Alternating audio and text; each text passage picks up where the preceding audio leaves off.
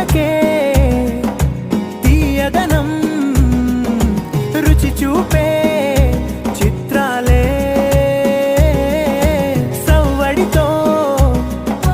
సంగీతం పలికించే సెలయేళే